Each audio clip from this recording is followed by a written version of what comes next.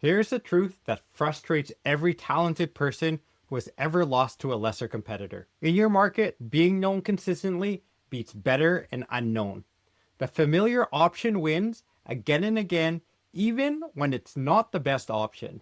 Familiarity, not quality, decides more purchases than anyone ever wants to admit. This is one piece of a bigger framework I call the conversion ecosystem. And my goal is to use this system to help you become the most visible, the most valuable, and the most trusted business in your market. If that interests you, keep watching. This feels almost unfair, and in a way, it is. But it's also deeply human. It's rooted in how our brains judge safety and risk. Once you understand it, you stop resenting it and start using it. The familiarity advantage is something you can deliberately build. If you run a business, especially as a founder or a professional service, this is the real reason why a lesser competitor keeps beating you. And it has nothing to do with your skill. In this video, I'll show you why familiarity beats quality. I will show you the psychology that drives it, why this is actually good news for you, and exactly how to build the familiarity that wins. Your buyer is quietly favoring whoever feels familiar long before they could ever compare anyone's actual work. I spent 27 years in B2B marketing, and the businesses that dominate their markets have almost never been the most talented ones. They are simply the ones that the buyers have seen the most. Let's state the uncomfortable truth plainly, then spend the rest of this video understanding and using it. When a buyer chooses, they don't pick the best option. They choose the option that feels the most familiar, the most known, and the most safe. Familiarity is built through repetition and exposure over time, not through better quality. So the business that shows up consistently, becomes familiar, routinely beats the better business that shows up rarely or not at all. I've watched this happen so many times, it stopped surprising me. It started shaping everything that I teach. A genuinely better business, more skilled, more experienced, loses to a competitor who's frankly worse but more familiar. The buyer felt safer with the name that they knew, and safety won. The better business never understood why. From the inside, being better felt like it should be good enough, but it isn't. The reason that it's so hard to accept is that we want to believe that quality is destiny. We want to believe that if we are just good enough, we'll be recognized and chosen. It's a comforting belief, but it's wrong. Quality matters, but it doesn't automatically win. Buyers can't reliably judge quality, especially before they've worked with you. What they could judge is familiarity. They use familiarity as a stand-in for safety, and safety drives the choice. So the talented person's instinct to get better and wait to be recognized is a trap. Getting better does not build familiarity, and familiarity is what wins. You can become the best in your market and still lose to the lesser, more familiar competitors forever if you do not build familiarity. Being better is not enough. It never was. This is not an argument against quality. It's an argument that quality alone isn't enough. Familiarity is a separate, deliberate thing you also have to build. The winning combination is to be both good and familiar. But if you had to name which one does more of the deciding at the moment of choice, the uncomfortable answer is usually familiarity. To use the familiarity advantage, you have to understand the psychology beneath it. This is not a quirk, this is deep human wiring. Humans are naturally cautious, especially with decisions that matter. When we choose, we're not only seeking the best outcome, we're trying to avoid a bad one. The unfamiliar feels risky, while the familiar one feels safe. This bias towards the familiar is an ancient and powerful one. Think about why this wiring exists. For most human history, the familiar was safe. You survived by sticking with what you knew, and unknown could be dangerous. So our brains evolved a strong preference for the familiar as a survival shortcut. That wiring is still running today. Every time a buyer chooses between a name that they know and a name that they don't, the known name simply feels safer without conscious thought. This is why a buyer will often choose a familiar option, even when looking at it deeply will favor an unfamiliar one. The unfamiliar option might be better on paper, but it carries a little bit of risk of the unknown, and that risk weighs heavily at the moment of decision. The familiar option, even if slightly worse on paper, feels safe, and safety wins when something matters. The buyer's not being irrational. They're being human, weighing risks the way our brains were built to. There's a second mechanism too. Familiarity itself breeds a sense of trust and competence regardless of actual evidence. When we run into something repeatedly, we start to feel that we know it, and feeling we know something makes us trust it more. So the name that we've seen many times feels more trustworthy and more competent than a name that we've seen once, even with real no information about them either. Repeated exposure quietly manufactures a sense of trust. Put these together and the familiarity advantage is explained. The familiar option feels safer because of our cautious wiring. It feels more trustworthy because repeated exposure manufactures a sense of knowing. Both of these favor the familiar option at the exact moment of choice. That is why familiarity beats quality. You're not fighting over the buyer's logic, you're fighting their wiring, and the familiar option has wiring on their side. Here's the most important practical fact about the familiarity advantage. Familiarity is built on purpose through repeated exposure over time. It's not luck, it's not a personality trait, it's not something only big brands can have. It is the predictable result of showing up consistently again and again in front of the same audience. That means it could be something that you could engineer.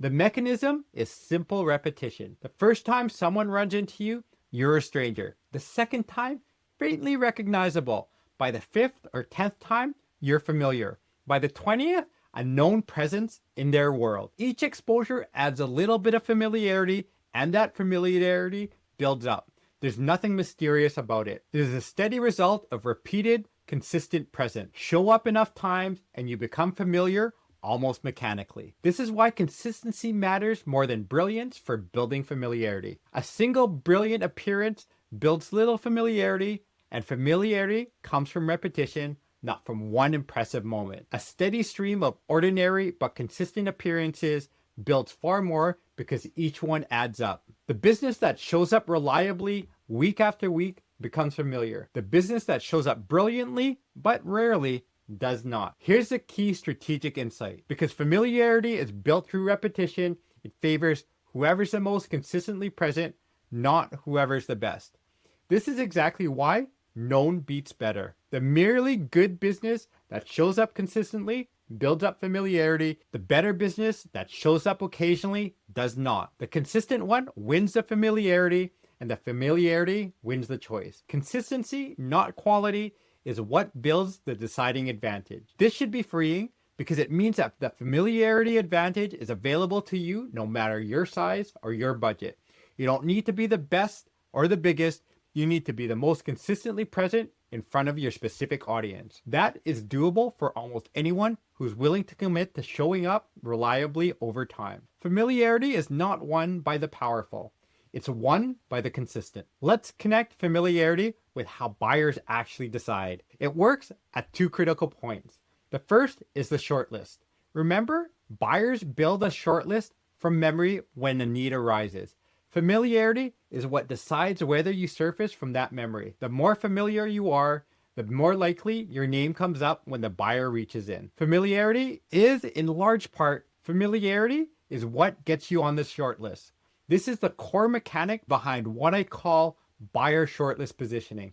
Earning a spot on that tiny mental list before the buyer ever starts looking. But familiarity does more than get you on the shortlist. It helps you survive the cut and win within it. Among the few names on a shortlist, the most familiar one has an edge because it feels safest and the most trustworthy. So familiarity works at both stages. It gets you considered, then it helps you get chosen. At the moment of decision, the familiar option carries that felt sense of safety that we just talked about. This is why familiarity is so much more valuable than it first appears.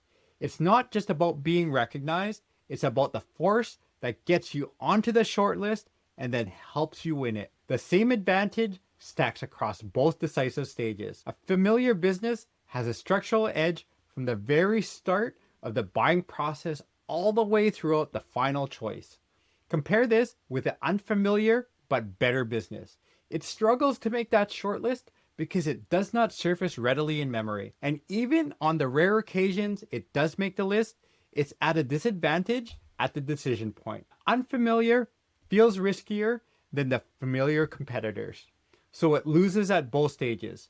The reason is not lack of quality, the reason is lack of familiarity. Its edge is real, but it's structurally handicapped. This is silent elimination in its purest form, getting cut from consideration without ever knowing there was a contest. This is exactly the trap the conversion ecosystem is built to prevent. Understanding this should change how you value familiarity. It's not a soft, fuzzy branding benefit. It is the concrete force that decides whether you make the shortlist and whether you win them. The two stages that decide your business. Building familiarity is not a nice to have. It is building the advantage that works at the exact moments your market makes its decisions. So how do you deliberately build familiarity? It comes down to 3 principles, and you can act on each one. The first is the most important principle, is consistency over time. Familiarity is built through repeated exposure. So the single most powerful thing you could do is show up reliably again and again over a long period of time. Not with tiny bursts of activity and then go silent. Build a steady, dependable presence instead. Consistency is the engine of familiarity. Almost everything else is secondary to simply showing up over and over without stopping. The second principle is focus on a specific audience. Familiarity is relative to a particular group of people. You become familiar to whoever sees you repeatedly. So spreading yourself thin across huge undefined audiences builds shallow familiarity with everyone and deep familiarity with no one. It's far better to focus your consistent presence on a specific audience that matters, the buyers that you actually want. Then you become deeply familiar to them. Depth of familiarity with the right people beats shallow familiarity with the masses. The third principle is presence across multiple touch points. Familiarity grows faster when someone runs into you in more than one place. Each different context adds a layer of familiarity and a sense that you are established and everywhere. Seeing you in several places over time builds familiarity faster and deeper than seeing you in only one. So spread yourself across a consistent presence across the places your audience spends their attention. That reinforces familiarity over multiple angles.